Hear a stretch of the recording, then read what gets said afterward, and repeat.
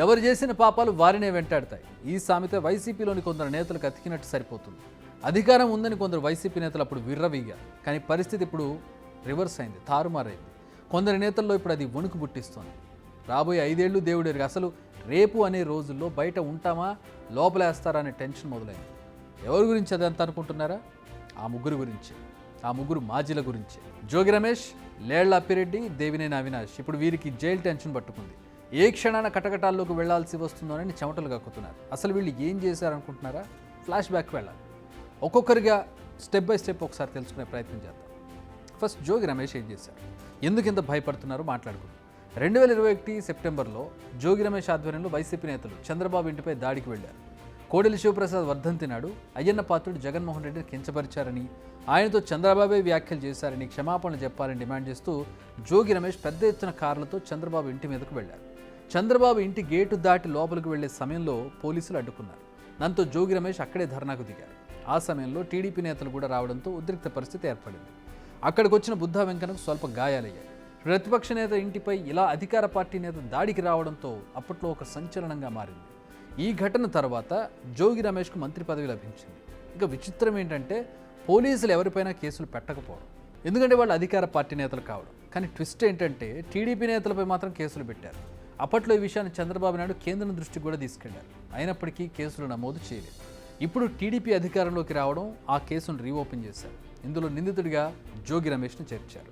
ఈ కేసులో స్పీడ్ పెరుగుతుండడం, మాజీ మంత్రిపై కేసు ఫైల్ కావడం, నిందితుడిగా జోగి పేరు చేర్చడంతో ఆయనలో టెన్షన్ మొదలైంది. ముందస్తు బెయిల్ కోసం హైకోర్టుకు వెళ్లారు. ఇదొక్కటే కాదు, జోగిపై అగ్రిగోల్డ్ స్థలాన్ని కబ్జా చేశారనే కేసు కూడా నమోదైంది.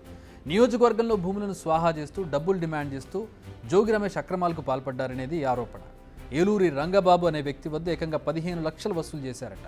భూమికి సంబంధించి దొంగ దస్తావేజులు సృష్టించే ప్రయత్నం చేస్తున్నారంటూ బాధితులు ఆవేదన వ్యక్తం చేస్తున్నారు. నాకు మా తాతకు ముత్తాతకు సంబంధించి 28 ఎకరాల భూమి ఉందండి. మేము అందరూ మా మేనత్తలు, మా చిన్నాళ్ళు మేము అందరూ కలిసి పంచుకున్నాం. ఇప్పుడు ఆ భూమికి ఇప్పుడు దొంగ దస్తావేజులు పుట్టిస్తానండి ఈ జోగి రమేష్ తరుణుజులు శ్రీనివాస్ రెడ్డి.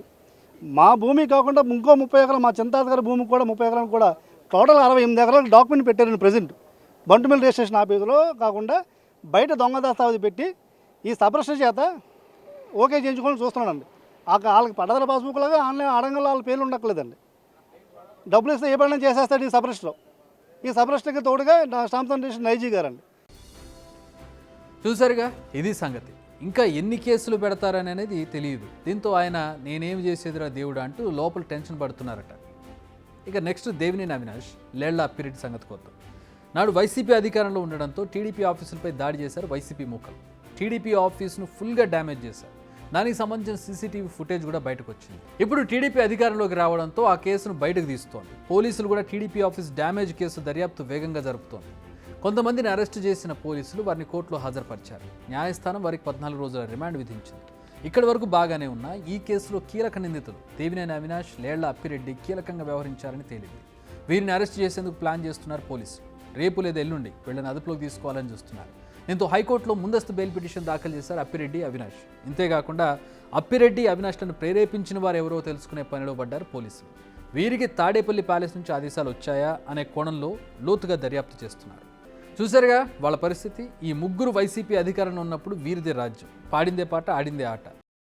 ఇప్పుడు వైసీపీ అధికారం పోయిన పార్టీ. ఇంతకు ముందులా విలాసాలు కులాసాలు ఉండవు. ఒళ్ళొంచి పని చేయాలి.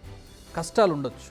అదే టైంలో గతంలో వైసీపీ అనుసరించిన విధానాలకు బదులు టీడీపీ తీర్చుకోవచ్చు. వాటిని కూడా భరించాల్సి ఉంటుంది. రిటర్న్ గిఫ్ట్లు కూడా భరించాల్సి ఉంటుంది. అలాగే కేసులు, అరెస్టులు కూడా ఉండే అవకాశం ఖచ్చితంగా ఉంది.